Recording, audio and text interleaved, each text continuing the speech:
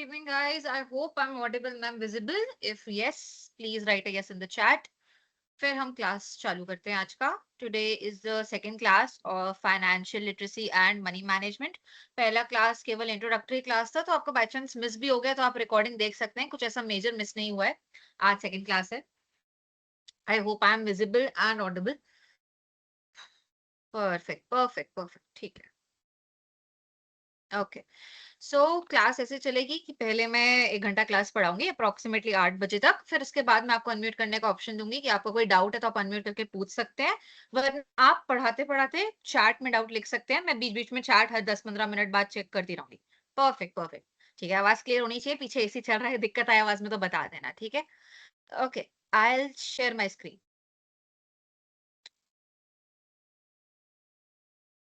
Share screen, okay. Is my screen visible guys? क्या आपको मेरी स्क्रीन दिख रही है? क्योंकि मैं पीपीटी खोलने वाली हूँ. क्या आपको पीपीटी दिखना शुरू हो गई है? इफ यस तो एक बार बस चैट में यस लिख दो, फिर मैं पीपीटी से पढ़ाना शुरू कर दूंगी. ठीक है, okay, perfect, perfect. Thank you everybody. Let's start slide show. Current slide. ठीक है. तो हमारा पहला क्लास लास्ट क्लास था फाइनेंशियल लिटरेसी मनी मैनेजमेंट का, जिसमें हमने बेसिकली समझा था कि फाइनेंशियल लिटरेसी होता क्या है. फाइनेंशियल लिटरेसी मतलब अपने फाइनेंसेस के बारे में पढ़ा लिखा होना और अपने फाइनेंसेस को इफेक्टिवली इफेक्टिवली मतलब पूरे फाइनेंसेस को एक साथ अच्छे से मैनेज करना. ठीक है, हमने इसकी डेफिनेशन भी पढ़ी थी और समझा था, जिसमें हमने देखा था कि 4 पार्ट्स आते हैं. ये आपकी अर्निंग्स आती हैं, आपकी स्पेंडिंग आती है, आपकी सेविंग आती है और आपकी इन्वेस्टिंग आती है ना. तो मैंने आपको बताया था कि पूरा कोर्स जो है वो इन्हीं चारों पार्ट्स को डिवाइड करता है और उसके बारे में बताता है, जिसके बारे में हम धीरे धीरे आगे पढ़ेंगे, है ना. और हमने लास्ट क्लास में इनकम के बारे में पढ़ लिया था कि इनकम क्या होता है. It's basically all the sources जहां से आपको पैसा आता है. ठीक है, तो अब हम बाकी सारे पार्ट्स के बारे में पढ़ना शुरू करेंगे. ठीक है, ये चीज आपको याद होगी, वैसे हमने पिछली क्लास में पढ़ी भी थी. Saving is planned not left over. आप इंतजार नहीं करते हैं कि महीने का एंड हो, 31 तारीख आए और उसके बाद जो पैसा बच जाए उसको मैं गुल्लक में डाल लूं. आप क्या करते हैं, आप महीने की स्टार्टिंग में ही एक अमाउंट को अलग करके रख देते हैं, क्योंकि आपको पता है आप लास्ट डेट तक वेट करेंगे तो अकाउंट में पैसे नहीं बचेंगे, है ना. तो मैंने एग्जाम्पल भी दिया था कि कहते हैं ना कि जितनी बड़ी चादर है उतने ही पांव पसारने चाहिए. तो हमें महीने के स्टार्टिंग में ही अपनी चादर को काट देना है, चादर को अलग कर देना है, गुल्लक में बैंक अकाउंट में डाल देना है और बचे हुए पैसों से महीने का खर्चा चला. सेविंग को पहले से ही प्लान करना है. बचा कुचा अमाउंट सेविंग नहीं होता है, क्योंकि कोई अमाउंट बचता ही नहीं. ठीक है, आगे चलते हैं. ये ऑब्जेक्टिव्स हैं सेशन के.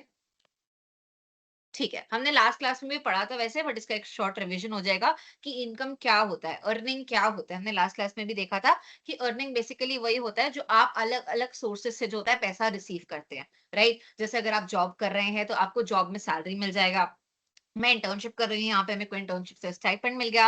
आपको आपके घर वालों से पैसे मिल जाते हैं पॉकेट मनी के नाम पे.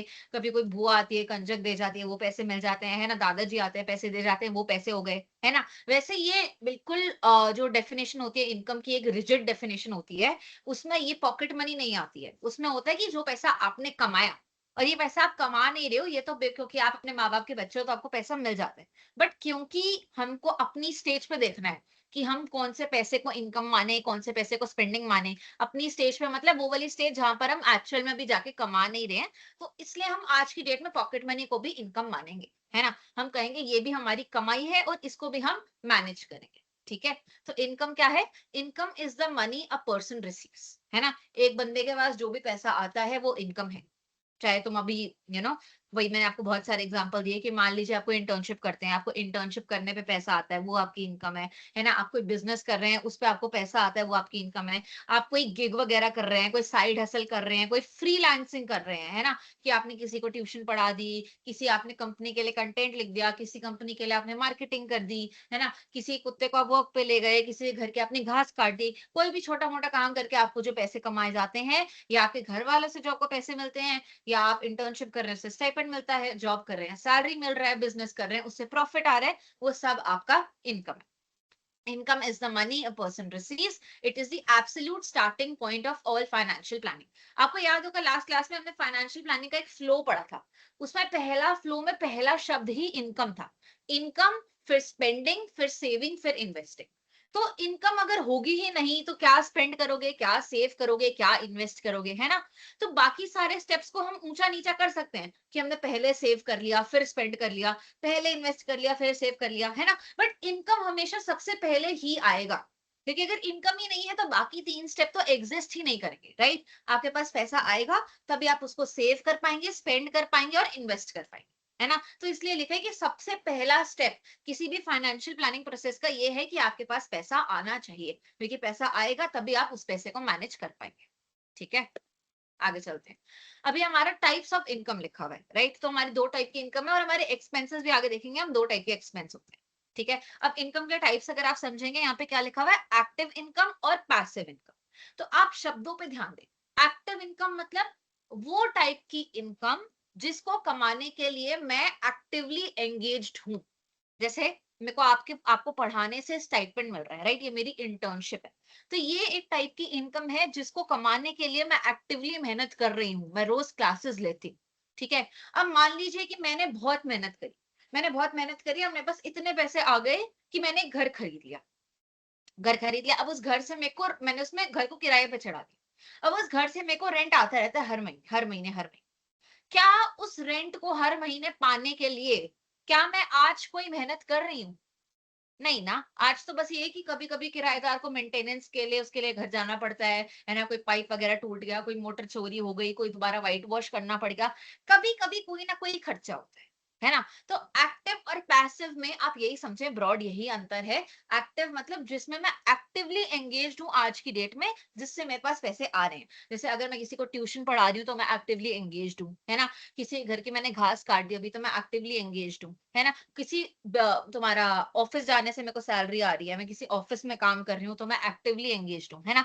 किसी भी कंपनी के मान लो एम्प्लॉयज हैं, वो सारे एक्टिवली एंगेज्ड हैं तो उनको पैसे मिल रहे हैं। या मैं बिजनेस कर रही हूँ तो मैं एक्टिवली एंगेज्ड हूँ। एक्टिवली एंगेज्ड मतलब जिसमें तुम्हारा समय और तुम्हारा एफर्ट आज की डेट में लग रहा है, उसको कहते हैं एक्टिव इनकम।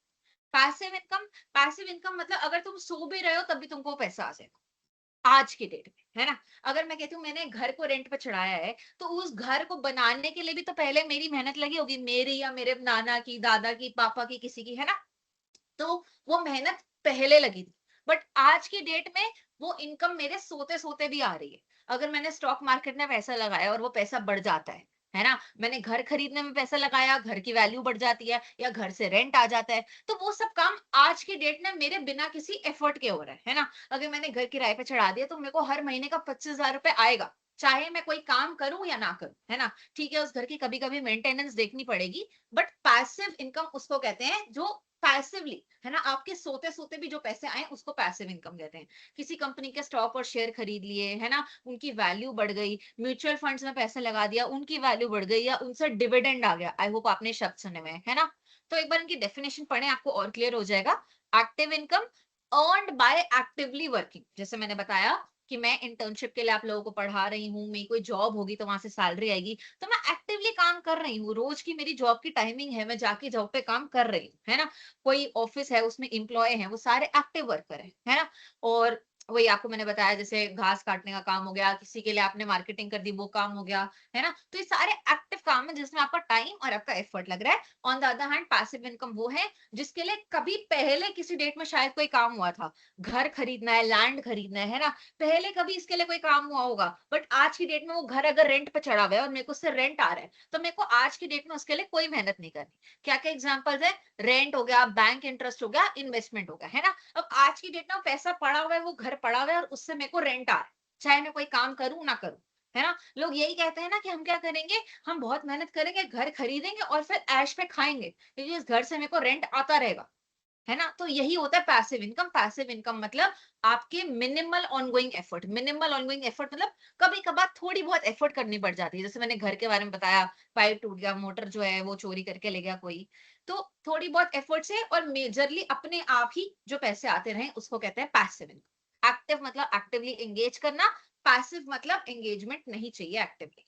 ठीक है, multiple income sources improve your financial stability, don't rely on just one. I hope ये वाला सबको याद है, मैंने एग्जांपल्स दिए थे इसके कि हमें इमरजेंसी फंड भी क्रिएट करना चाहिए और हमें पैसों के सोर्सेज भी बहुत सारे रखने चाहिए, क्योंकि खुदा ना खास्ता एक सोर्स हमारा ब्लॉक हो गया तो बाकी सोर्सेज से पैसे आते रहेंगे, हम अपना दिमागी संतुलन नहीं खोएंगे, हम डेट ट्रैप में नहीं फंसे, है ना। तो वही सेम एग्जांपल दिया हुआ है कि आपकी एक्टिव इनकम तो होनी ही चाहिए, आपकी पैसिव इनकम भी होनी चाहिए, कि खुदा ना खास्ता आपकी जॉब चली गई, कम से कम आपका जो रेंट आता रहेगा उससे आपका घर का खर्च तो चल जाएगा, है ना। आपका बैंक में जो अमाउंट है, जो एफडी है, उसमें इंटरेस्ट आता रहेगा तो कम से कम घर खर्च तो चल जाएगा, है ना। तो यही बात हो गई कि आपकी एक्टिव इनकम के साथ साथ थोड़ी बहुत पैसिव इनकम भी होनी चाहिए, मल्टीपल सोर्सेज ऑफ इनकम होने चाहिए। ठीक है, अब यहाँ पे हमारा इनकम खत्म हो गया, अब हमारा एक्सपेंसेस आ गया। किसी को इनकम में कोई डाउट है तो पूछ ले, नहीं तो फिर हम एक्सपेंसेस का टॉपिक पकड़ेंगे। Anyone, any doubt? Last class कोई बात नहीं, अटेंड नहीं करी तो आपका रिकॉर्डेड जो है वो माइक्रोसॉफ्ट टीम्स पे भी अपलोड होता है और यूट्यूब पे भी अपलोड होता है, तो देख लेना उसको। वो इंट्रोडक्टरी क्लास है, आज की क्लास में दिक्कत नहीं आना चाहिए उसके बिना। ठीक है, okay great, all clear. One more repeat ma'am. देखो, अगर तुमने लेट ज्वाइन करा है तो तुम क्लास की रिकॉर्डिंग देख लेना, मेरे को लग नहीं रहा है कोई डाउट होना चाहिए। ठीक है, ओके ग्रेट, आ जाओ आगे चलते हैं। ओके, अब बात आ गई एक्सपेंसेस की। ठीक है, एक्सपेंसेस का मतलब क्या होता है? खर्चा। अब आप अपनी डेली लाइफ में देखें, मैं जैसे अपनी डेली लाइफ में देखती हूँ कि आप सुबह से रात तक आपने क्या खर्चा करा। आप सोचो, मान लो आप कॉलेज जाते हो तो आपको कॉलेज जाने तक का आपका रिक्शे का खर्चा, कॉलेज गए, कैंटीन गए, चाय लिया, समोसा लिया। मेरे को तो याद है, मैं हनी चिली पोटैटो खाती थी, एक बड़ी सी प्लेट होती थी 100 रुपए की, वो सारे दोस्त शेयर कर लेते थे, कॉलेज में सामान सस्ता होता है ना। वहां फिर गए, वहां कोई ऐसा ऑटो से फिर किसी कैफे चले गए, है ना, या फिर मेट्रो से गए तो मेट्रो का खर्चा, वापस घर पर आए, शॉपिंग पे चले गए। मैं अभी शॉपिंग करके आई हूँ, देखो तुमको अगर पता नहीं है दिख रहा है कि नहीं, ये मेरे हाथ पे सारे लिप लाइनर के वो लगे हुए कलर। तो ये शॉपिंग का खर्चा हो गया, है ना। तो पूरे दिन में तुम खुद एनालाइज करो तुम्हारे क्या क्या खर्चे होते हैं। यहाँ पे एग्जाम्पल्स लिखे हुए हैं, यूपीआई टपरी चाय विद फ्रेंड्स, चाय, चाय के पैसे यूपीआई से दिए। यूपीआई के बारे में आगे हम पढ़ेंगे, ये ना हमारा जो अभी तुमको फुल फॉर्म तुम जान भी लोगे तो तुमको मैं डिटेल में आगे एक्सप्लेन करूंगी क्या होता है। आगे क्या लिखा हुआ है? Auto rickshaw share, auto rickshaw पे आप ट्रैवल करते हो, है ना। ऑर्डरिंग फूड ऑनलाइन, सबको पता है, ये रोज का कहानी है। मंथली रिचार्ज प्लान, और यहाँ पे एजुकेशन मटेरियल। तो एक्सपेंसेस मतलब खर्चे, रोजमर्रा के खर्चे आप लोगों को डेफिनेटली, मेरे को पता होंगे। आप इमेजिन कर सकते हैं कि आपके लाइफ में क्या क्या खर्चे हैं, तो यहाँ पे उसी के बारे में लिखा हुआ है। और फिर हम खर्चों का बखान करेंगे कि कौन से खर्चे हमारे जरूरी हैं और कौन से खर्चे हमारी इच्छा है। जैसे हमने लास्ट क्लास में भी पढ़ा था, आई डोंट रिमेम्बर हमने इसमें लास्ट क्लास में पढ़ा था कि नहीं, नीड्स वर्सेस वांट्स। क्या हमने needs versus wants last class में पढ़ा था गाइस? थोड़ा बहुत, कि क्या हमारी जरूरत होती है, क्या हमारी चाह होती है।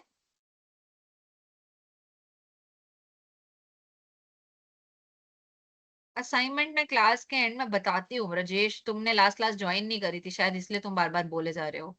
अच्छा, नीड्स वर्सेस वांट्स पढ़ा था, ओके नाइस। हाँ, तो नीड्स वर्सेस वांट्स में हमने क्या पढ़ा था? हमने पढ़ा था कि क्या हमारी जरूरत है और क्या हमारी चाह है, राइट। तो एक्सपेंसेस को इसमें भी क्लासिफाई करते हैं, और एक्सपेंस का एक और क्लासिफिकेशन होता है जो भी हम आगे पढ़ने वाले हैं। पहले हम इस स्लाइड को रीड कर लेते हैं। Expenses are the money spent on goods and services. अब यहाँ देखो, दो चीजें लिखी हुई हैं, एक लिखा हुआ है गुड, एक लिखा हुआ है सर्विस। वैसे इसका डिफरेंस जानना अभी तुम्हारे लिए जरूरी नहीं है, बट फिर भी समझ लो कि गुड क्या हो गया? गुड वो चीज हो गई जिसको आप छू सको, राइट। कप छू पा रही हूँ, कप एक गुड है। फोन छू पा रही हूँ, फोन एक गुड है, राइट। टावल छू पा रही हूँ, टावल एक गुड है। ठीक है, अब मान लो मैंने किसी को घर पर बुला लिया अर्बन क्लैब से कि मेरे घर का झाड़ू पोछा कर दे, आज मेरी बाई नहीं आई। क्या मैं किसी चीज को छू पा रही हूँ? अब ये मत कहना मैडम आप साफ फर्श को छू सकते हो। तुम समझो कि कोई चीज जो मैंने खरीदी है और मैं दिखा सकूं कि मैंने ये चीज खरीदी है, क्या मैं किसी को कह सकती हूँ मैंने सफाई खरीदी है? नहीं ना। तो जिस चीज को आप छू सको, जो चीज को आप टैंजिबल, टैंजिबल वर्ड यूज होता है इसके लिए, कि जिस चीज को आप छू सको उसको कहते हैं गुड, जिस चीज को आप फील कर सको उसको कहते हैं सर्विस। जैसे एक ऑटो रिक्शा की राइड हो गई, है ना, वो आपकी सर्विस हो गई, है ना। कोई आपके हाथ में, उसके एंड में कोई चीज नहीं आ गई आपके हाथ में, आप एक जगह से दूसरी जगह पहुंच गए, वो एक सर्विस हो गई। आपने अपने मोबाइल डेटा का प्लान खरीदा, वो एक सर्विस है ना। क्या आप हाथ में किसी चीज को छू सकते हो? आप कह सकते हो ये लो, ये मोबाइल डेटा है? नहीं ना, वो तो आपके फोन में आ गया, है ना। तो जिस चीज को आप छू सके, जैसे खाना, वो आपका गुड हो गया। जैसे नोटबुक, वो आपका गुड हो गया, राइट। जैसे ये हैंगर, ये आपका गुड हो गया। बट जिस चीज को आप फील कर सके कि फोन पे बात कर रहे हैं तो हमने कुछ सर्विस खरीदी है ना। तो जिस चीज को आप फील कर सके, टच ना कर सके, वो सर्विस, ठीक है, उसको इंटैंजिबल कहते हैं। जैसे अगर मैं किसी को बुला लूं अर्बन क्लैब से कि मेरी मसाज कर दे आके, तो वो एक सर्विस है। कोई वो मेरे को ऐसा मसाज गिफ्ट नहीं करके जाएगा कि ये ले, ये मसाज ले ले, इसको खा ले, नहीं, राइट। तो वो सर्विस है, ठीक है। यहाँ लिखा they are a regular part of a daily life, ठीक है। अब हमारे एक्सपेंसेस के मैंने आपको कहा था कि एक तो नीड्स और वांट्स है, और हमारा दो तरीके का और बखान करते हैं हम एक्सपेंसेस का, ठीक है। पहले हो गया यहाँ पे फिक्स्ड एक्सपेंसेस। अब फिक्स का उल्टा वेरिएबल होता है, तो अगली स्लाइड पे वेरिएबल आएगा। तो फिक्स पढ़ते हैं पहले। Fix expenses remain the exact same each month. तो इस चीज को समझो, क्या चीज समझो कि तुम्हारा जो है, जैसे मैं बताती हूँ कि मेरा 579 रुपीज का हर 60 डेज में मेरा जो वो है प्लान, एयरटेल का प्लान है, उसका रिचार्ज होता है, राइट। जिसमें वो आपका टॉक टाइम भी आ जाता है, जिसमें आपको मोबाइल डेटा भी आ जाता है। तो मेरे को पता है कि अमाउंट जो है और टाइम जो है, वो दोनों ऑलमोस्ट सेम रहेंगे। मतलब 60 दिन बाद प्लान खत्म हो जाएगा और दोबारा 60 दिन के लिए चार्ज करूंगी, और अमाउंट 579 ही रहता है। कभी कभी वो थोड़ा बहुत बढ़ा देते हैं, बट अमाउंट वही रहता है। सेम तरीके से नेटफ्लिक्स का सब्सक्रिप्शन, तुमको पता है तुमने कितना टाइम का सब्सक्रिप्शन लिया है, 1 महीना, 1 साल, जैसे मान लो मैंने 1 महीने का लिया 199 वाला, तो मेरे को पता है कि वो 30 दिन का है और वो 199 का है, राइट। तो इसकी वजह से ये जो खर्चा है, ये खर्चा क्या हो जाता है, ये खर्चा प्रिडिक्टेबल हो जाता है। प्रिडिक्टेबल मतलब मैं इस खर्चे को गेस कर सकती हूँ, मेरे को पहले से खर्चा पता है, राइट। जो मतलब कहते हैं ना, जो मतलब इससे जो फ्यूचर हमको पता है, तो ये प्रिडिक्टेबल खर्चा है। जो खर्चा हम पहले ही प्रिडिक्ट कर पाते हैं, जिसकी पहले हम भविष्यवाणी कर पाते हैं कि ये खर्चा इतना है और इस डेट पर तो होगा ही होगा, ठीक है। जैसे अपनी स्पॉटिफाई की सब्सक्रिप्शन हो गई, तो आपको पता है कि आपने 1 महीने की सब्सक्रिप्शन ली, तो 1 महीने बाद आपको दोबारा लेनी पड़ेगी और उतना ही अमाउंट आपको देना पड़ेगा, है ना। तो जिस चीज का आप अमाउंट और टाइम बता सको पहले से, उसको कहते हैं फिक्स्ड एक्सपेंस। अमाउंट और टाइम, जैसे नेटफ्लिक्स सब्सक्रिप्शन में अमाउंट, जितना अमाउंट के लिए आपने रिचार्ज करा वो अमाउंट, और फिर जितने रुपए का आपका रिचार्ज हुआ वो रुपए, है ना। तो अमाउंट और टाइम जिस चीज का आप गेस कर सके, वो आपका फिक्स एक्सपेंस होता है। तो यहाँ पे क्या लिखा है, fix expense remain the exact same each month, right. वही मैंने आपको बताया कि 579 का अमाउंट है और 60 दिन का रिचार्ज है, तो अगले 60 दिन में फिर आप वही अमाउंट और वही रिचार्ज करोगे।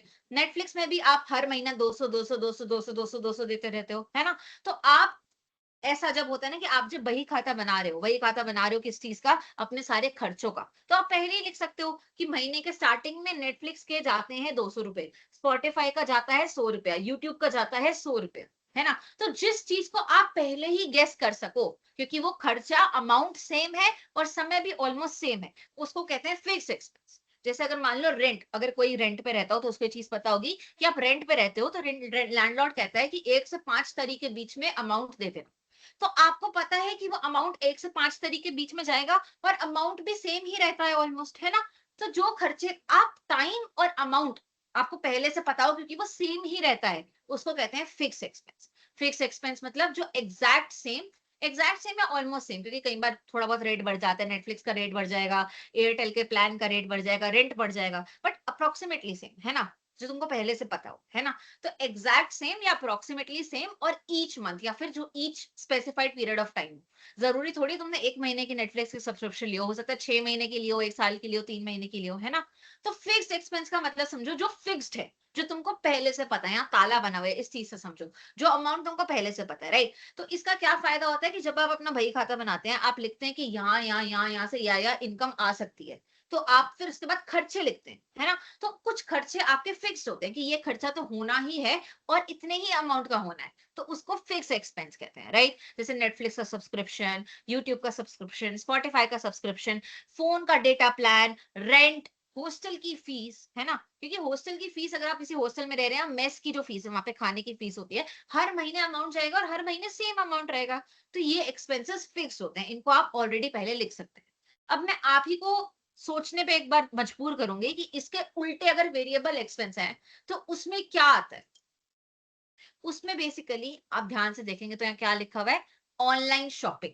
किसी महीने आपके भाई की शादी, आपकी 20,000 की ऑनलाइन शॉपिंग हो गई, अगले महीने आपने कहा शिव शिव शिव शिव मैं नहीं कर रही शॉपिंग, कोई शॉपिंग नहीं हुई, राइट। आप 1 महीने गलती से बहुत ज्यादा बार कैफे चले गए, अगले महीने आप कम गए। वेरिएबल मतलब जो टाइम टू टाइम बदलते रहते हैं, राइट। जो हर महीने का कोई फिक्स खर्चा नहीं होता है, ऐसा नहीं होता है आप लिखोगे कि हर महीने 10 तारीख को मेरे कैफे पे 5,000 रुपए लगते हैं, ऐसा नहीं होते।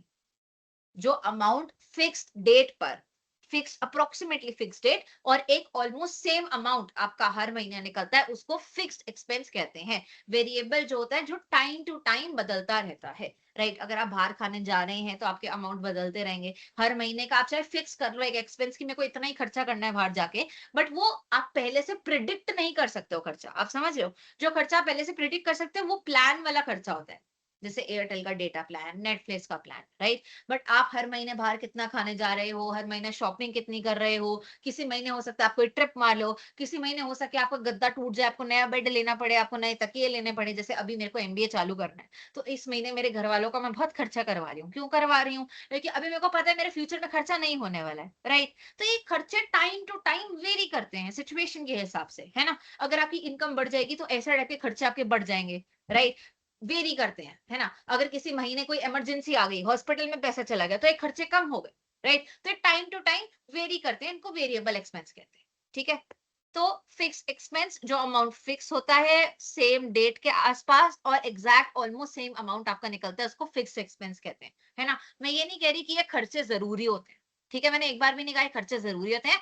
फिक्स मतलब इनको आप पहले से प्रिडिक्ट कर सकते हो, ठीक है। नेटफ्लिक्स का सब्सक्रिप्शन जरूरी नहीं है बट वो फिक्स्ड है, हर महीने उतना ही अमाउंट निकलेगा और उसी डेट के आसपास निकलेगा, है ना। स्पॉटिफाई और यूट्यूब का भी वही सीन है। बाकी कॉलेज और स्कूल फीस जो होती है वो वेरिएबल होती है, आपको सॉरी वो फिक्स्ड ही होती है, बट वो भी आप पहले से गेस कर सकते हो और वो सेम डेट के आसपास ही जाती है ना। हॉस्टल रेंट, जैसे मैंने आपको बताया कि लैंडलॉर्ड क्या कहते हैं कि 1 से 5 तारीख के बीच में रेंट पे कर देना, तो डेट भी ऑलमोस्ट फिक्स्ड है और अमाउंट भी हर महीने सेम ही जाता है ना। वेरिएबल जो टाइम टू टाइम वेरी करते हैं, एग्जाम्पल क्या लिखा हुआ है, online shopping, eating out at cafes, weekend travel and movies. इसमें भी फिक्स, इसमें वेरिएबल में भी हो सकता है कि इस महीने आपके एग्जाम हो, इस महीने आपने मान लो 10,000 रुपए की तो किताबें ही खरीद ली, अब अगले महीने तो नहीं है ना एग्जाम, तो ये वेरिएबल खर्चे भी हो सकता है कई बार जरूरी हो, है ना। मान लो एकदम से आपके घर में किसी को खुदा ना खास्ता हॉस्पिटल जाना पड़ जाए, तो वो एक जरूरी खर्चा है, बट हर महीने तो नहीं होता, राइट। क्या हर महीने आप लिखते हो कि हॉस्पिटल का खर्चा 2 तारीख का होगा 5,000 रुपए? नहीं, राइट। तो वेरिएबल खर्चे भी ऐसा हो सकता है जरूरी हो या ना हो, और फिक्स खर्चे भी ऐसे हो सकते हैं जरूरी हो या ना, ठीक है। तो इसमें हमारी 4 कैटेगरीज आ जाती है। फिर क्या 4 कैटेगरीज आ जाती हैं, मैं लिख कर दिखाती हूँ, एक मिनट। वर्ड डॉक्यूमेंट, मेरा माउस किधर है? 1 सेकेंड गाइस, मैं माउस लेकर आती हूँ। कोई डाउट हो तो प्लीज चैट।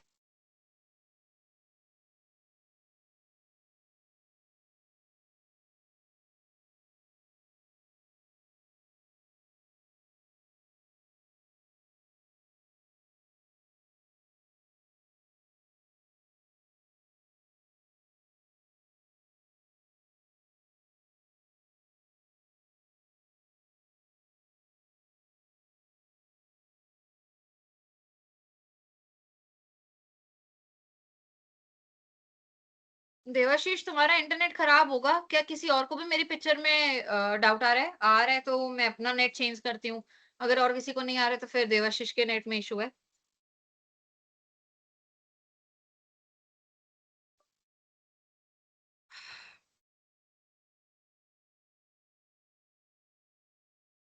ओके, फिर देवाशीष के इंटरनेट में इशू है। मुझसे जो लोग अटेंडेंस का पूछेंगे तुम्हें डांट पड़ेगी, क्योंकि मैं 3 बार बोल चुकी हूँ कि मैं अटेंडेंस नहीं देखती हूँ।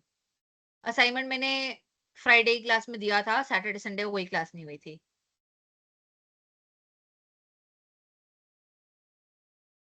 Thank you so much Shivendu. ठीक है, अब हम चीज लिखते हैं जो मैं लिखना चाह रही थी। जैसे 4 कैटेगरीज बन जाती है हमारी इसमें, जिसका हमें ध्यान रखना पड़ेगा। ये भी मैंने किसी को समझाया हुआ था। क्या 4 कैटेगरीज बन जाती हैं? मैंने आपको बताया कि आपकी नीड्स होती हैं, आपकी वांट्स होती हैं, मतलब आपकी जरूरत होती है, आपकी चाह होती है, और आपके फिक्स्ड और वेरिएबल एक्सपेंस भी होते हैं। तो इससे आपकी 4 कैटेगरी बन जाती हैं। क्या 4 कैटेगरी हैं, सब ध्यान से देखेंगे। यहाँ लिख रही हूं मैं, फिक्स्ड, एक मिनट इसको मैं बड़ा करूं। ठीक है। क्या 4 कैटेगरीज हैं, ध्यान से देखेंगे। Fixed need, fixed want, variable need और वेरिएबल वांट। ये हमारी 4 कैटेगरीज बन जाती हैं, जिसको हम अब समझेंगे। जो हमने वैसे समझ लिया बट फिर भी समझेंगे। अब फिक्स्ड नीड से आपको क्या समझ आता है? इससे आपको ये समझ आता है कि ये अमाउंट फिक्स्ड है और ये अमाउंट हमारी जरूरत भी है। इसके एग्जाम्पल क्या आएंगे, आप बहुत ध्यान से सब सोचें। फिक्स्ड नीड है ना, जो अमाउंट एक फिक्स अमाउंट है जो हर महीने या एक पर्टिकुलर इंटरवल पर निकलता है और सेम अमाउंट निकलता है और वो हमारी जरूरत है।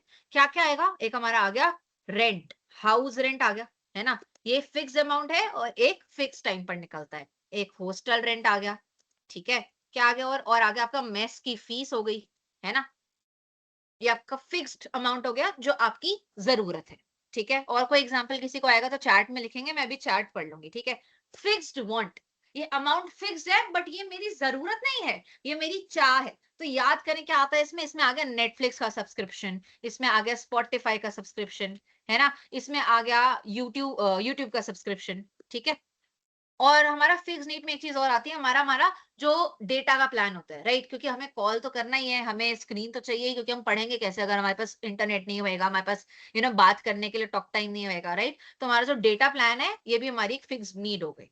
ठीक है, फिक्स वांट में हमने देख लिया हमारा नेटफ्लिक्स, स्पॉटिफाई, यूट्यूब का सब्सक्रिप्शन है, ये अमाउंट फिक्स है, हर महीने सेम तारीख के आसपास निकलता ही है, महीने 3 महीने 6 महीने जितने का आपने प्लान लिया हो, बट सेम अमाउंट भी निकलता है, तो सेम टाइम के आसपास निकलता है और सेम अमाउंट भी निकलता है, तो वो फिक्स्ड हो गया। बट ये आपकी नीड नहीं है, ये आपकी जरूरत नहीं है, ये आपकी चाह है, तो ये फिक्स्ड वांट हो गया। ठीक है, अब वेरिएबल नीड क्या आएगा, मतलब जो अमाउंट वेरी करता है टाइम टू टाइम बट हमारी जरूरत है। जैसे मैं कहूँ कि हॉस्पिटल के खर्चे, हॉस्पिटल एक्सपेंसेस, ठीक है, किसी को हॉस्पिटल जाना पड़ गया और मेरे को जरूरत पड़ गई कि उसके मैं पैसे दूं, बट वो हमारा हर महीने का खर्चा तो नहीं है, हर महीने 2 तारीख को 10,000 तो नहीं जाते हॉस्पिटल को, है ना, तो टाइम टू टाइम बदलता है बट जरूरत है। ठीक है, बुक्स हो गई, ठीक है, हर महीने आप ये तो नहीं कहते हो हर महीने में 5,000 की बुक्स खरीदता हूँ, नहीं, जब एग्जाम आते हैं तो किताब खरीदते हैं, तो हमारी वेरिएबल नीड हो गई। और कोई एग्जाम्पल किसी को आएगा तो चैट में लिखेंगे, मैं चैट पढ़ लूंगी अभी। वेरिएबल वांट, ये तो बहुत सिंपल है कि टाइम टू टाइम बदलता रहता है और आपकी इच्छा है ना, तो cafe, cafe hopping, I hope ये वर्ड सबको पता है, कैफे हॉपिंग करना, है ना, शॉपिंग करना, है ना, और क्या आ सकता है यहाँ पे, बाहर खाना, ईटिंग आउट, ऑर्डरिंग इन।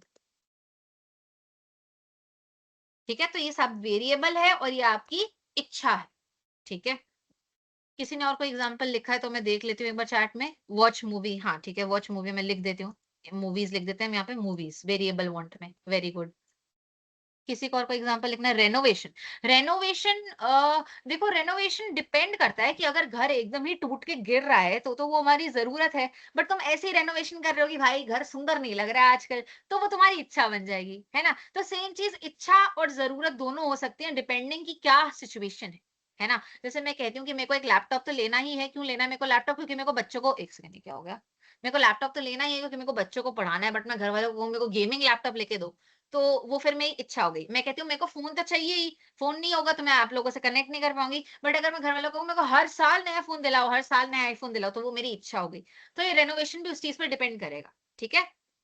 प्रीमियम क्लोथ्स, हाँ, रोटी कपड़ा मकान नॉर्मली आपकी नीड है, बट प्रीमियम क्लोथ्स जो है वो आपकी वांट हो गई, है ना? तो वेरिएबल नीड में हम लिख सकते हैं क्लोथ्स, क्योंकि हमें कपड़े तो पहनने ही होते हैं, और वेरिएबल वांट में हम लिख सकते हैं प्रीमियम क्लोथ्स। वेरी गुड, ठीक है? आई होप इस कांसेप्ट में किसी को कोई डाउट नहीं है। गर्लफ्रेंड पे जो रुपया स्पेंड करना है वो कहाँ आएगा, सब मेरे को बताएंगे। गर्लफ्रेंड पे जो पैसे स्पेंड हो रहे हैं वो कहाँ आएंगे? क्या गर्लफ्रेंड कहती है हर महीने 3 तारीख को मेरे को 10,000 रुपए दे तभी मैं तेरी गर्लफ्रेंड बनी रहूंगी? क्या, कहाँ आएगा, कहाँ आएगा गर्लफ्रेंड पे खर्च हुआ हुआ पैसा चारों कैटेगरीज में से? गोइंग टू अ टूर मैं भी लिख देती हूँ, नीड। तो गर्लफ्रेंड पे जो पैसा खर्च होगा वो आएगा वेरिएबल वांट में, ठीक है? तुम बकवास मत करो मेरे आगे, तुम्हारे जिंदा रहने के लिए जरूरत नहीं है गर्लफ्रेंड, ठीक है? तो कहाँ पर थे हम? ठीक है, ओके, तो अब यहाँ पे मैं लिख रही हूँ वेरिएबल वांट में गर्लफ्रेंड पर खर्चा, ठीक है? और अभी किसी और ने एक चीज और लिखी थी, क्या लिखा था, एक सेकेंड। हंस रही हूँ। गोइंग टू अ टूर, ठीक है, गोइंग टू अ टूर क्या है, गोइंग टू अ टूर भी जो होता है वो हम कभी कभी जाते हैं, राइट, हम हमें वेरिएबल होगा ये, ऐसा तो नहीं है कि हर महीने हम कहेंगे कि हर महीने 5 तारीख को हमारे टूर के पैसे कट रहे हैं, राइट, तो हमारा ये टाइम टू टाइम चेंज होगा और ये हमारी इच्छा है, ये हमारी जरूरत नहीं है। तो गोइंग ऑन अ टूर या ट्रिप जो है वो भी हमारा वेरिएबल वांट में आएगा। ठीक है, आई होप अब ये कंसेप्ट सबको क्लियर हो गया है। ये 4 टाइप की जो कैटेगरीज हैं, क्योंकि आपको असाइनमेंट भी इन कैटेगरी से रिलेटेड है, इसलिए मैंने अलग से स्पेशली समझाया है। ठीक है, परफेक्ट, स्वीट, ठीक है। पता नहीं भाई तुम क्या लिख रहे हो, असाइनमेंट असाइनमेंट मैंने अभी असाइनमेंट बताया भी नहीं है क्या है आज का। I have no idea what you are talking about. Anyway I will continue. तो हमने ये दोनों पढ़ लिए, वेरिएबल नीड और ये हमारा फिक्स वाला, वेरिएबल एक्सपेंस और सॉरी वेरिएबल एक्सपेंस और फिक्स एक्सपेंस वाला।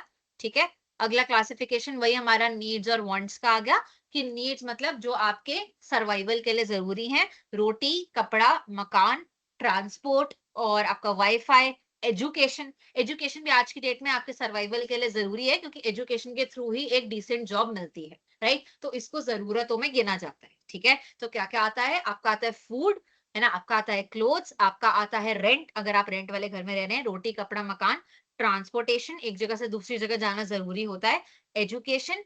और ये टाइम टू टाइम वेरी करता है। मैंने आपको पहले भी बताया था कि हमारे बाप दादा के जमाने में फोन एक नेसेसिटी नहीं थी, एक जरूरत नहीं थी। बट आज की डेट में अगर आपके पास लैपटॉप और फोन नहीं है तो आप कनेक्ट नहीं कर सकते एक दूसरे से। तो आज की डेट में ये एसेंशियल हो जाता है, राइट? तो ये लिस्ट को आप कहीं खत्म नहीं कर सकते हैं, वो time to time, generation to generation vary करती है।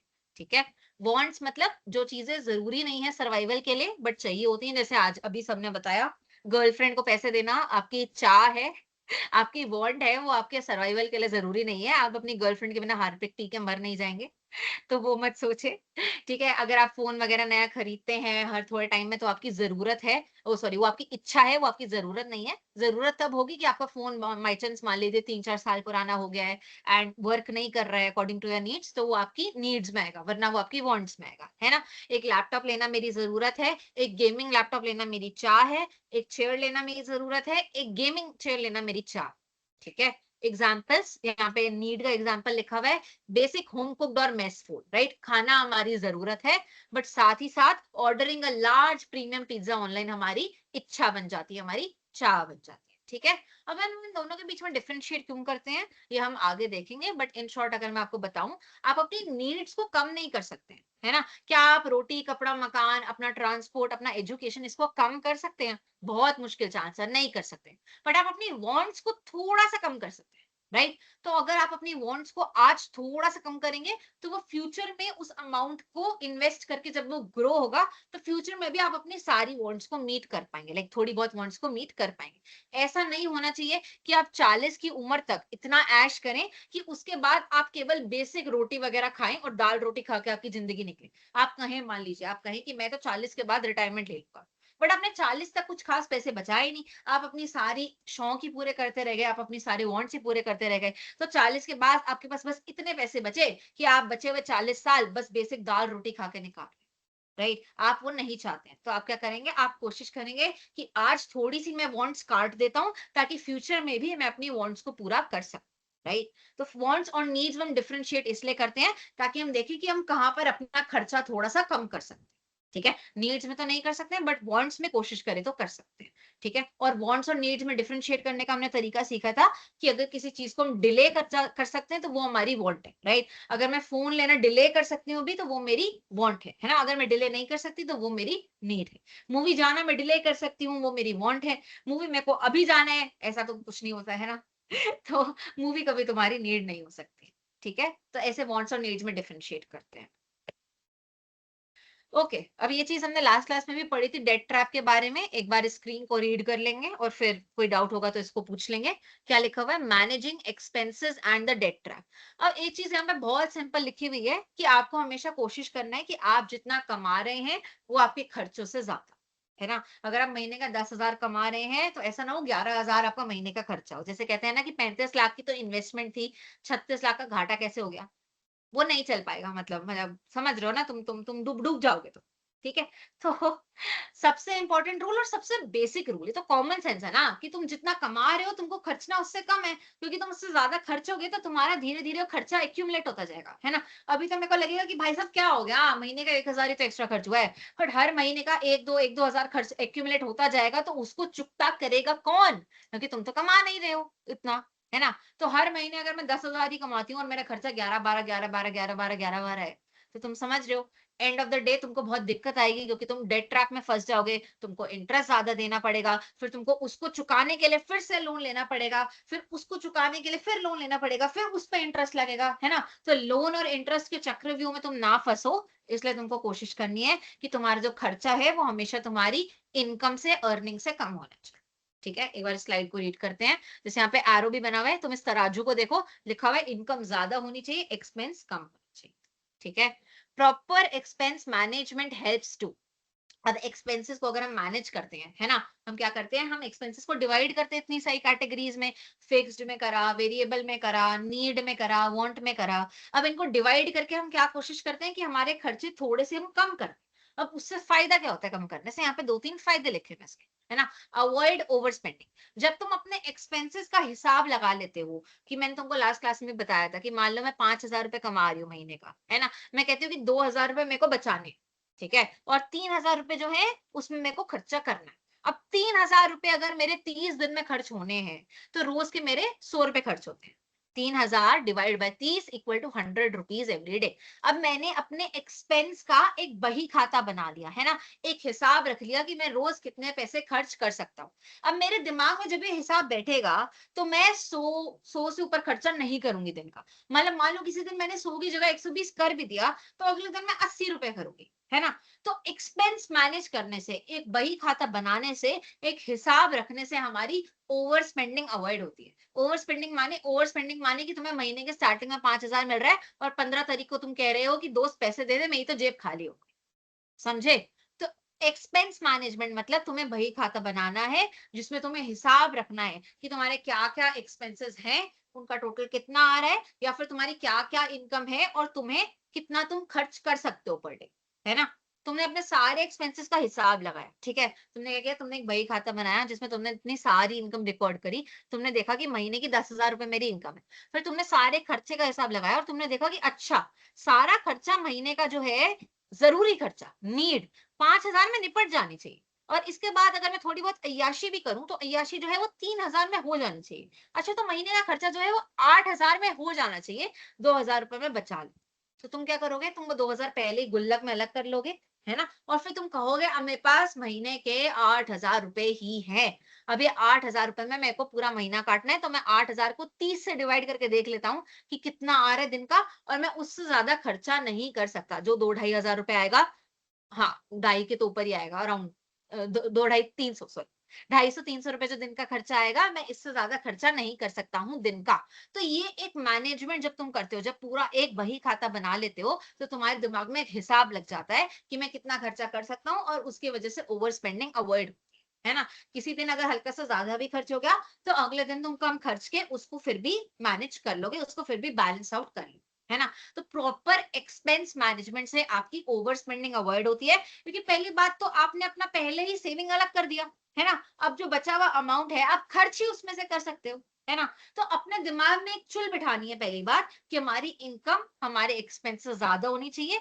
फिर सारे एक्सपेंसेस का एक रिकॉर्ड रखना है कि ये मेरे खर्चे हैं, जिससे तुमको आइडिया लग जाए कि कहीं पर तुम ओवर स्पेंडिंग तो नहीं कर रही, राइट। सारे एक्सपेंसेस का तुमने महीने के स्टार्टिंग में ही एक रिकॉर्ड रख लिया कि ये सारे मेरे खर्चे हैं, जिससे तुमको हिसाब लग गया कि महीने में इससे ज्यादा तो एक्सपेंसेस पे खर्चा होना ही नहीं चाहिए, राइट। अब नहीं होना चाहिए और तुम्हारे दिमाग में बात बैठ गई कि नहीं होना चाहिए, तो तुम ऑटोमेटिकली भी खर्चा कम करना शुरू कर दोगे। तो ये सारी चीजें दिमाग में ना एक चुल बिठाने के लिए है, कि हमारे दिमाग, हमको पता है कि महीने में 8,000 से ऊपर खर्चा नहीं होना चाहिए। तो जब ज्यादा हो रहा होगा ना, तुमको खुद ही करंट लगेगा कि भाई साहब पैसा गया कहाँ, मैं कितना फुद्दू हूँ, मैंने हिसाब भी रखा फिर भी पैसा खराब हो गया, तो पैसा गया कहाँ, राइट। तो दिमाग में एक चुल बिठाने के लिए आपको बही खाता बनाना होगा, जिसमें आप अपनी इनकम और अपने एक्सपेंसेस को रिकॉर्ड करें। जैसे अगर आप वेट लॉस कर रहे हैं, तो उसमें क्या होता है, आप कैलोरीज रिकॉर्ड करते हैं कि कितनी कैलोरी अंदर गई, कितनी कैलोरी बाहर निकली, है ना। तो एक्सपेंसेस भी वैसे ही है कि अगर आपका कैलोरी दिन का एक्सीड हो जाए, तो आप परेशान नहीं हो जाएंगे कि भाई साहब मैंने तो हर चीज का हिसाब बना के रखा था कि इतनी कैलोरी जो है बर्न होनी चाहिए थी, और इतनी कैलोरी मेरे को खानी थी। तो अभी मेरी कैलोरी जो है मैंने तो पूरी खा ली, और अभी मेरा डिनर बचा है ना। तो वो जो दिमाग में करंट लगता है, वो जो एक चुल जनरेट होती है, वो भी आपको एक्सपेंसेस में भी जनरेट करनी है, कि आप अपनी कैलोरी ज्यादा ना खा लें, आप अपना एक्सपेंस ज्यादा ना खर्च करें। ठीक है, आगे क्या लिखा हुआ है, इंक्रीज सेविंग्स। जैसे कि मैंने बताया कि आप महीने के स्टार्टिंग में ही अपनी सेविंग्स को अलग करके रख दें, है ना। हमने कहा था ना कि saving is planned not left over. तो अगर आप हर महीने के स्टार्टिंग में ही अलग करके रख देंगे तो हर महीने सवाल ही नहीं उठेगा कि सेव करना है कि नहीं करना, क्योंकि पहले ही अमाउंट अलग हो रखा होगा तो सेविंग तो पहले ही हो रखी होगी, है ना। तो सेविंग बढ़ जाएगी, क्योंकि अगर मैंने आप पे छोड़ दिया कि महीने के 10,000 रुपए हैं, जब बचत हो तब कर लेना, कभी बचत नहीं होगी, या हो सकता है किसी एक महीने में 1-8 हजार रुपए हो जाए, है ना। बट अगर आप महीने के स्टार्टिंग में ही 2,000 रुपए अलग करके रख लेंगे तो कंसिस्टेंसी आएगी, मतलब हर महीने लगातार सेविंग होगी और सेविंग्स टोटल में बढ़ती जाएंगी। ठीक है। और तीसरी चीज लिखी हुई है अचीव फाइनेंशियल गोल्स। ये चीज हमने पहले भी पढ़ी थी कि आप एक विजन बोर्ड लें, आप उस पे अपना गोल लिखें कि आप पैसे क्यों बचा रहे हैं, है ना। आप मोटिवेट तो तभी होंगे जब आपको पता है पैसे क्यों बचा रहे हैं। हो सकता है आपको अगले साल कोई लैपटॉप लेना हो, कोई फोन लेना हो, या अगले साल कोई दोस्तों के साथ आउट ऑफ इंडिया ट्रिप पर जाना हो, या 2 साल बाद आपको मान लो मास्टर्स वगैरह करनी है, उसके पैसे जोड़ने हैं, या फिर गाड़ी लेनी है, घर लेना है, डिफेंडर लेनी है, थार लेनी है ना। तो जो भी लेना है, जैसे मैं, मेरा भाई जो है, मेरा भाई सीए है, ठीक है। तो जब वो सीए की पढ़ाई कर रहा था ना, तो उसने क्रेटा की फोटो लगा दी थी विजन बोर्ड पे कि मेरे को क्रेटा लेनी है, मैं सीए इसलिए बन रहा हूँ क्योंकि मेरे को क्रेटा लेनी है ना। तो उसने ले ली क्रेटा। तो विजन बोर्ड से आपको ये फायदा होता है कि आपको मोटिवेशन मिलती रहती है कि आपको ये चीज करनी है। जैसे अगर किसी को वेट लॉस करना है तो वो अपनी वेट लॉस के बाद वाली बॉडी की फोटो लगा लेगा कि मेरे को ऐसा जीरो फिगर चाहिए, है ना। तो ऐसे जो आपके वो वाले बॉडी गोल्स हो गए, ये फाइनेंशियल गोल्स हो गए, है ना। तो अगर आपकी सेविंग्स बढ़ती जाएंगी, अगर आपके एक्सपेंस मैनेज होते रहेंगे, तो आपका एंड में जो फाइनेंशियल गोल है उस सेविंग से, वो भी अचीव हो जाए, है ना। क्योंकि अगर आपकी इरेगुलर सेविंग्स हो रही है, कभी 1,000 रुपए बच रहा है, कभी नहीं बच रहा है ना। कोई डाइटिंग कर रहा है, कभी उसका 1 किलो गिर रहा है, कभी 1 किलो बढ़ रहा है, तो एंड में तो गोल नहीं अचीव होगा ना, राइट। एंड में जीरो फिगर तो नहीं आएगा। तो यहीं पे भी एंड में आपको फाइनेंशियल गोल अचीव नहीं होगा अगर आपकी सेविंग रेगुलर नहीं होगी और आप अपने एक्सपेंसेस को मैनेज करके नहीं चले। ठीक है।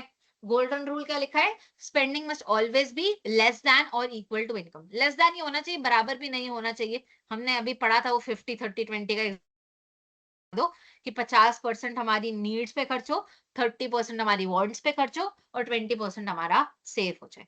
ठीक है। ये डेट ट्रैप का एग्जांपल भी आई होप सबको याद होगा कि कैसे एक चक्रव्यूह में फंस जाते हैं हम, अगर हम एक ऐसा लोन लें जो हम रीपे नहीं कर पा रहे हैं और उस पे इंटरेस्ट रेट जो है वो बहुत ज्यादा हो, जैसे क्रेडिट कार्ड वगैरह पर होता है ना। ये एग्जांपल दिया हुआ है, you borrow 2,000 rupees from a friend और a buy now pay later app for a flash sale, है ना। आज आपने देख लिया कि सेल लगी हुई है, अपने अपनी आज की खुशी देख ली और आपने लेके खर्चा कर दिया। अगले महीने आपके पास उतने पैसे ही नहीं थे कि आप खर्चा चुका पाओ। तो उस लोन को चुकाने के लिए आपने एक और लोन लिया, है ना। फिर अगले महीने भी यही साइकिल चली कि उस लोन पे चढ़ गया इंटरेस्ट, अब उस लोन और इंटरेस्ट को चुकाने के लिए आपने एक और लोन लिया और थोड़ा सा अमाउंट अपना भी डाला। फिर अगले महीने भी यही इशू आया, है ना। तो ये इशू तब आता है जब आपने लोन ज्यादा ले लिया जो आप रीपे नहीं कर सकते। अगर मेरी सैलरी ही 50,000 है और मैंने ले लिया 80-90 हजार का लोन, तो वो मेरी गलती है ना। मैंने कह दिया मैं 1 महीने में चुका दूंगी, बट मैं कैसे चुकाऊंगी, मेरे पास उतना पैसा ही नहीं आता। तो when you borrow more than you can repay, और बहुत ज्यादा इंटरेस्ट पे बोरो कर लो, जैसे हमने देखा था क्रेडिट कार्ड पे 25 to 40% इंटरेस्ट रेट होता है, तो वो इंटरेस्ट रेट की वजह से अमाउंट और बढ़ गया, है ना। तो मेरे को हर महीने अपनी सारी सैलरी देनी पड़ेगी, जिससे वो 3-4 महीने में जाके लोन चुकता होगा। तो सेविंग तो दूर की बात है, तुम्हारा सारा पैसा उस ब्याज को देने में निकल जाएगा, है ना। तो डेट ट्रैप से बचें, कोशिश करें लोन ना लें, और तभी लें जब वो आपकी लाइफ में या आपकी इनकम में इंप्रूवमेंट ला रहे, है ना। जैसे अगर मैं एमबीए करने जा रही हूँ तो मैं एमबीए के लिए लोन ले सकती हूँ, क्यों? क्योंकि मेरे को पता है कि एमबीए के बाद मेरी इतनी सैलरी लग जाएगी कि मेरी लाइफ और इनकम दोनों बेटर हो जाएगी, मैं लोन चुकता कर पाऊंगी और मेरी लाइफ भी बेटर हो जाएगी, है ना। तो लाइफ और इनकम ये दोनों बेटर हो, सिर्फ इन्हीं केसेस में लोन ले, वरना आप लोन चुकता नहीं कर पाएंगे, है ना। अगर मैंने शादी के लहंगे के लिए लोन ले लिया तो वो लहंगा पैसे कैसे जनरेट करेगा, वो लहंगे से मैं लोन कैसे दूंगी, है ना। तो इसलिए कहते हैं लाइफ या इनकम बेटर हो तभी लोन ले, क्योंकि उनसे आप लोन वापस कर पाओगे, है ना। अगर मैं एमबीए करने जा रही हूँ और मेरी इनकम बढ़ गई है तो मैं उससे लोन वापस कर सकती हूँ, है ना। आगे यहाँ पे लिखा हुआ है कि आप एक्सपेंसेस कैसे ट्रैक कर सकते हैं, जो मैंने आपको भी कहा था कि आप एक्सपेंसेस को मैनेज करके रखेंगे तो आपकी ओवर स्पेंडिंग अवॉइड होगी, बट एक्सपेंस को मैनेज कैसे करना है, एक्सपेंस को ट्रैक करना है। तो बहुत सारे अलग अलग तरीके हैं। अब आप एक चीज अपने दिमाग में सोचोगे कि मैडम कौन बैठ के बही खाता बनाए, बट आप एक चीज को समझे, ये बही खाता जो है आपको मुश्किल से 1-2 हफ्ते बनाना है। क्यों? क्योंकि जब आप मान लीजिए वेट लॉस भी चालू करते हैं तो आप कैलोरी जो होती है ना वो थोड़े टाइम के लिए रिकॉर्ड करते हैं कि मैंने केला खाया तो इतनी कैलोरी हो गई है ना, मैंने ओट्स खाए तो इतनी कैलोरी हो गई, म्यूजली खाया, चीला खाया, इतनी कैलोरी हो गई है ना।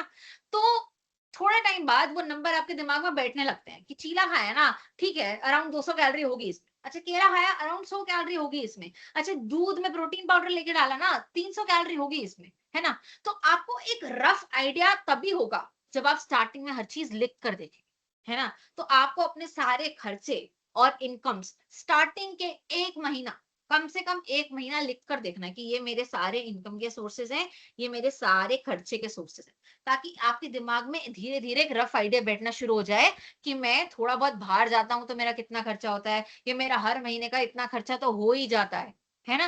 तो इसलिए थोड़ा टाइम के लिए करना जरूरी है, हमेशा करने के लिए जरूरी नहीं है, बट इससे आपको इम्पैक्ट बहुत लॉन्ग टर्म आएगा, है ना। अगर मेरे दिमाग में हिसाब बैठ जाता है कि किस चीज में कितनी कैलोरी है, तो एक लॉन्ग टर्म इम्पैक्ट है, मैं हमेशा सावधानी से खाना शुरू कर दूंगी, क्योंकि मेरे को एक रफ आइडिया हो गया कि हाँ भाई साहब इसमें भी बहुत कैलोरी है ना। ये मीठा नहीं है बट इसमें फिर भी बहुत कैलोरी है ना। जैसे तुम कोई भी चीज बात करो, ड्राई फ्रूट्स की बात करो, ऐसे लोग कहते हैं ड्राई फ्रूट्स कितने हेल्दी हैं, बट उसमें भी सबसे ज्यादा कैलोरी होती है, वो कॉन्सेंट्रेटेड फैट होता है उसमें, है ना। मूंगफली में कितना फैट होता है ना। अब ये चीजें मेरे को क्यों पता है, क्योंकि मैंने थोड़ा थोड़ा टाइम इन सबको ट्रैक करा था। अब मैं रेगुलरली ट्रैक नहीं करती, बट मेरे दिमाग में बैठ गया। ऐसे ही आपकी इनकम और एक्सपेंसेस आप थोड़ा टाइम ट्रैक करें, 1-2 महीने, उसके बाद आपके दिमाग में बैठ जाएगा कि इतना तो मेरा महीने का खर्चा होता ही है, यहाँ मैं खर्चा बचा सकता हूँ, ये मेरी जरूरत है, ये मेरी चाह है ना। तो आपके दिमाग में ऑटोमेटिकली एक कैलकुलेटर, एक कैलेंडर, एक ट्रैकिंग बन जाएगा कि यहाँ ये खर्चा हो सकता है, यहाँ ये खर्चा बच सकता है, यहाँ पे ओवर स्पेंडिंग हो गई है और यहाँ पर सेविंग हो गई है ना। आपको खुद रियलाइजेशन होने लग जाएगी जब आप अपना बजट पार करेंगे बिना रिकॉर्ड करे। तो यहाँ पे क्या लिखा है, expense tracking means recording all spending no matter how small, right. अब ये तो थोड़ा बहुत बुकिश डेफिनेशन देखना पड़ेगा कि क्या होता है, बट मैंने आपको एक रफ आइडिया दे दिया कि थोड़ा टाइम के लिए आपको थोड़ी बहुत ट्रैकिंग करनी पड़ेगी, जिससे आपके दिमाग में एक रफ आइडिया बैठ जाए और आप अपने खर्चों को हिसाब से करने लग जाए और थोड़ा बहुत अपने आप कट डाउन करने लग जाए फ्यूचर में बिना रिकॉर्ड करे, है ना। तो अभी डिफरेंट सोर्सेज लिखे हुए हैं कि आप कैसे रिकॉर्ड कर सकते हैं। आप एक नोटबुक में वही खाता बना सकते हैं अपनी इनकम का और अपने एक्सपेंसेस का। आप मोबाइल ऐप्स क्या होता है, यूजुअली बहुत सारे ऐसे लोग होते हैं ना, जैसे दुकान पे बैठते हैं, नुक्कड़ पे बैठते हैं, आपने देखा होगा कि कई बार वो नोटबुक में लोगों का खाता मेंटेन कर रहे होंगे, ठीक है।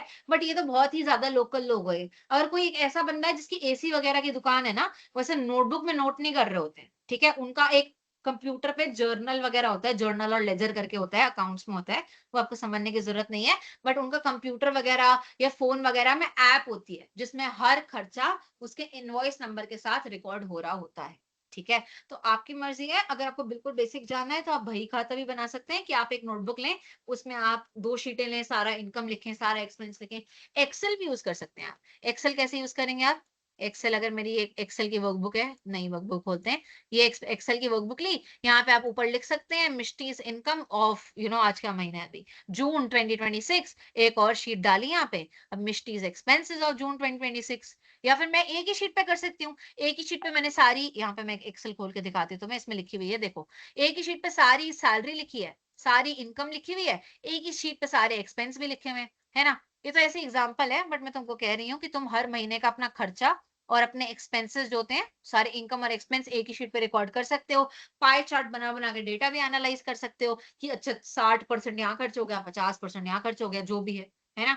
तो एक्सेल में भी तुम रिकॉर्ड कर सकते हो, बट यहाँ पे भी तुमको बाय हैंड करना पड़ेगा, है ना। बट जैसे कैलोरी ट्रैकिंग की एप्स आती हैं, वैसे भी यहाँ पर मोबाइल फाइनेंस की भी एप्स आती हैं जिसमें तुम सारे खर्चों को रिकॉर्ड कर सकते हो, ठीक है। मेरे को भी नाम नहीं पता है फिलहाल, बट तुम डालोगे उस पे प्ले स्टोर पर तो तुमको मिल जाएगा, ठीक है। और यहाँ पे क्या लिखा हुआ है, कीप डिजिटल और फिजिकल रिसीट्स, है ना। तुम अगर चीजों का रिसीट रखोगे तो तुमको उनका अमाउंट याद रहेगा, है ना। तुम कहे मैं ज़ारा से शॉपिंग करके आया, कितना करके आया, यार 2 टॉप खरीदे थे, एक जीन्स खरीदी थी, रेट तो याद नहीं है, होता है नहीं होता है। तो उस चीज की चाहे तुम फोटो खींच के रख लो, है ना। थोड़ा टाइम के लिए तुमको थोड़ा बहुत हिसाब मेंटेन करके रखना पड़ेगा, क्योंकि फिर क्या होगा, ऐसा नहीं होगा कि तुम घर से सुबह 5,000 रुपए लेके निकलो और एंड तक तुमको ना पता हो पैसे कहाँ खर्च हुए। धीरे धीरे तुम्हारे दिमाग में ही सारी चीजें एड अप होनी शुरू हो जाए, ठीक है। आज की डेट में मैं अपने दोस्तों के साथ बाहर जाती हूँ ना, तो सारे खर्चों का हिसाब मैं रखती हूँ, क्योंकि मेरे दिमाग में मैंने बहुत ऐड करा है, मैं कॉमर्स बैकग्राउंड की हूँ, है ना? तो मैंने बहुत खर्चों को ऐड करा है, तो मेरे दिमाग में बैठ जाते हैं सारे खर्चे कि अच्छा गोलगप्पे खाए, ₹50 खर्चा यहाँ हुआ, है ना? लिप लाइनर खरीदा, ₹50 का खर्चा इस पे हुआ। तो सारे छोटे-मोटे खर्चे सारे मैं रिकॉर्ड करती थी। मेरा खुद का स्टार्टअप भी था, तो उसमें भी बहुत छोटे-छोटे खर्चे थे। जैसे मैं ब्रेसलेट्स बनाती थी, छोटे-छोटे बीड्स के, तो एक लड़ी आई 50 की, एक लड़ी आई 20 की, इलास्टिक का एक रोल आया ₹20 का। तो सारे खर्चे दिमाग में रखती थी मैं, है ना? फिर मैं पहले फोटोज़ लेती थी, हर चीज़ की फोटो लेके उसका रेट लिखती। फिर धीरे-धीरे मेरे दिमाग में बैठने लग गया, है ना? तो तुम दिमाग में कर सकते हो, वो तुम्हारी मर्ज़ी। अगर दिमाग में नहीं होता तो नोट डाउन करके अपने एक्सपेंसेस का एक ट्रैक रखो, जिससे तुम देख सको कि क्या एक्सपेंस ज़रूरी है, क्या एक्सपेंस तुम्हारी चाह है, और चाह को थोड़ा-सा लिमिट कर सकते हो। ठीक है? सिंपल एक्सपेंस ट्रैकिंग एग्जांपल, आप सबको पता ही है ये क्या-क्या लिखा हुआ है कि कॉलेज कैंटीन में ₹50 लगे, ट्रांसपोर्ट में ₹30 लगे, शाम को आपने यूनिफाइड पेमेंट इंटरफेस यूपीआई से पेमेंट करा, ₹40 लग गए। तो ये सब तो एग्जांपल्स है, आपको पता है पूरे दिन में आपका क्या खर्चा होता है, वो मेरे को आपको बताने की ज़रूरत नहीं है। खर्चा आप कैसे भी रिकॉर्ड कर सकते हो, मैंने आपको दिखाया, आप एक्सेल पे भी रिकॉर्ड कर सकते हो, या फिर मतलब हाँ, रिकॉर्ड रखो तो अच्छा है, दिमाग में मत रखो, क्योंकि अभी आप नए-नए हो इस चीज़ को लेके। तो रोज का खर्चा आप 1 महीने के लिए रिकॉर्ड करो, देखो आपका महीने में कहाँ-कहाँ खर्चा हो रहा है। आप हैरान हो जाओगे कि कितना बेकार का खर्चा हो रहा है कई बार। मेरे को अभी भी याद है कि मेरी एक क्लास में एक लड़की ने बताया था कि वो ऑटो को प्री रिजर्व करके रखती थी, क्योंकि उसको था कि मेरे को 200-300 मीटर चलना ना पड़े। कहती मेरा रोज का 60-70 रुपए एक्स्ट्रा खर्च हो रहा था उसकी वजह से। तो ऐसा एक ही एक्सपेंस आइडेंटिफाई करने से आपके साल के अराउंड 18 से 20,000 रुपए बच सकते हैं बहुत आराम से। हमने पढ़ा भी था कि रोज का ₹50 भी आप बचाते हो, तो वो साल का ₹18,000 बन जाता है। तो आप सारे छोटे खर्चों को रिकॉग्नाइज़ करें और देखें कहाँ एक छोटा खर्चा आप रोज़ कट डाउन कर सकते हैं। ठीक है? तो ये वही एग्ज़ाम्पल है जो हमने 4 अभी करे थे, variable need, variable want, fixed need, fixed want. ये वही वाला एग्ज़ाम्पल है, बस हमने पहले कर लिए थे। एक बार हम इसको रीड कर लेते हैं। रेंट क्या है? रेंट जो होता है वो फिक्स्ड होता है, राइट? और रेंट क्या होता है? रेंट हमारी ज़रूरत होता है। तो रेंट हमारा फिक्स्ड नीड हो गया, ठीक है? मूवी टिकट क्या है? क्या मूवी टिकट आपका फिक्स्ड है कि वेरिएबल है? क्या हर महीने एक अमाउंट कटता है मूवी टिकट का, कि हर हर महीने 1 तारीख को ₹200 मूवी टिकट? ऐसा तो नहीं, है ना? तो वेरिएबल है और वो आपकी इच्छा है, तो वेरिएबल वांट। स्कूल की फीस हर महीने सेम अमाउंट जाता है और सेम डेट के आसपास भी जाता है ना? सेम अमाउंट और सेम डेट के आसपास जाता है, तो वो फिक्स्ड एक्सपेंस हो गया। और वो आपकी जरूरत है कि आपकी चाह है, वो आपकी जरूरत है, तो वो नीड हो, तो वो आपका फिक्स्ड नीड हो। स्नैक्स क्या होंगे? हर टाइम बदलते रहते हैं, कभी आपने केएफसी का चिकन विंग मंगा लिया है ना, कभी आपने कहा कि हम टपरी के गोलगप्पे खाते हैं, तो टाइम टू टाइम बदलता रहता है, वेरिएबल। और आपकी इच्छा है, ज़रूरी नहीं है, बिना चिकन विंग्स के आप मर नहीं जाएँगे, है ना? तो वेरिएबल आपका वांट हो गए, है ना? तो आई होप इसमें कोई डाउट नहीं है स्क्रीन में। एंड ठीक है, ये क्लास खत्म हो गया। एक बार ये लास्ट छोटा-सा समरी है, मैं दे देती हूँ। What exactly is income? Income मतलब जो पैसा आप कमाते हैं, है ना? जो सोर्सेज़ से आपको इनकम आता है, the money you receive, the amount you receive. इसका हमने डिफरेंशिएशन पढ़ा था, एक्टिव इनकम और पैसिव इनकम। एक्टिव इनकम मतलब जिसमें आप एक्टिवली एंगेज होके अपना टाइम और एफर्ट लगा के पैसे कमा रहे हैं। जैसे आपका स्टाइपेंड हो गया, आपकी सैलरी हो गई, गिग वर्क से पैसा आया, वो हो गया पॉकेट मनी हो गया।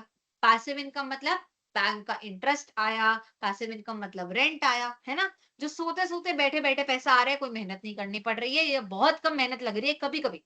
जैसे रेंट वाले घर का कभी-कभी मेंटेनेंस देखना पड़ता है ना? तो वो आपका इनकम, वो आपका सॉरी पैसिव इनकम, ठीक है? Can you name 2 distinct type of expenses? दोनों हमने देख ली हैं, फिक्स्ड एक्सपेंसेस और वेरिएबल एक्सपेंस। बल्कि हमने इसमें नीड और वांट को भी डिफरेंशिएट करके देख लिया है। तो fixed need, fixed want, need, variable want. चारों आई होप सबको क्लियर है। ठीक है? What is the fundamental difference between need and a want? Need जो होती है essential for a decent life, है ना? डिसेंट मतलब एसेंशियल फॉर सर्वाइवल नहीं कह रही मैं, है ना? देखिए इंटरनेट आपके सर्वाइवल के लिए जरूरी नहीं है, बट एक रोजमर्रा की जरूरत बन गई है ना? एक लैपटॉप होना, एक बेसिक फोन होना, है ना? ये आपकी रोजमर्रा की जरूरत है ना? तो नीड मतलब essential for a decent life, want मतलब नॉन एसेंशियल या लग्जरी। तो नीड में हमने कहा था रोटी, कपड़ा, मकान, transport, education, mobile phone, laptop, data plan. Want मतलब cafe hopping, expensive clothes, gaming chair, gaming laptop, right? Luxuries, essentials जो आपकी, सॉरी नॉन एसेंशियल्स, राइट? जो आपकी चाह है। ठीक है। Why is expense tracking so important for financial freedom? इसके हमने रीजंस पढ़े थे कि हम एक्सपेंस ट्रैकिंग करते हैं तो हमारा ओवर स्पेंडिंग कंट्रोल होता है, क्योंकि धीरे धीरे हमारे दिमाग में एक चुल बिल्ड होने लगती है कि ये खर्चा जो है ये हमारी जरूरत नहीं है, हमारी चाह है, इसको हम कंट्रोल कर सकते हैं, राइट। आप चीजों को ट्रैक करना शुरू करेंगे, जैसे आप कैलोरीज को ट्रैक करते हैं तो धीरे धीरे दिमाग में अपने आप एक सुई घूमने लगेगी कि ये जरूरी है कि नहीं, कि इसको अभी करना चाहिए कि नहीं, राइट। तो हमारा एक्सपेंस ट्रैकिंग से 3 चीजें होती हैं। एक हमने कहा था इससे हमारी ओवर स्पेंडिंग कंट्रोल होती है, एक हमारी इससे सेविंग्स इंक्रीज होती है, और सेविंग्स इंक्रीज होने की वजह से हमारे फ्यूचर फाइनेंशियल गोल्स जो हैं वो अचीव होते हैं, चाहे वो शॉर्ट टर्म हो या वो लॉन्ग टर्म। ठीक है। फोटो ले लीजिए असाइनमेंट की, स्क्रीनशॉट फटाफट से, 1 मिनट के लिए मैं स्क्रीन लगा के रख रही हूँ। यहाँ पे क्या लिखा हुआ है? Track your expenses for 1 day. एक दिन के सारे खर्चे आप अपने रिकॉर्ड करेंगे और उनको आप 4 कैटेगरीज में बांटेंगे। आई होप आपको 4 कैटेगरीज याद है, variable need, variable want, fixed need और फिक्स्ड। ठीक है। एक दिन के सारे एक्सपेंस निकाल के इन चारों कैटेगरीज में बांटेंगे। ठीक है। एक तरीका मैं आपको बता सकती हूँ करने का, जिससे अगर आपका मन हो तो, आई होप इसका सबने फोटो ले लिया है। क्या तरीका है जिससे थोड़ा सा प्रेजेंटेबल लगेगा डेटा? जैसे आप ऐसा कर सकते हैं, ड्रॉ, ऐसे आप 4 हिस्से कर सकते हैं शीट के।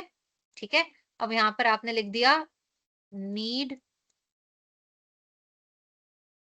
ओहो तो लिखना बड़ा मुश्किल होता है इससे। यहाँ पे आपने लिख दिया वांट। ठीक है। यहाँ पे आपने लिख दिया वेरिएबल,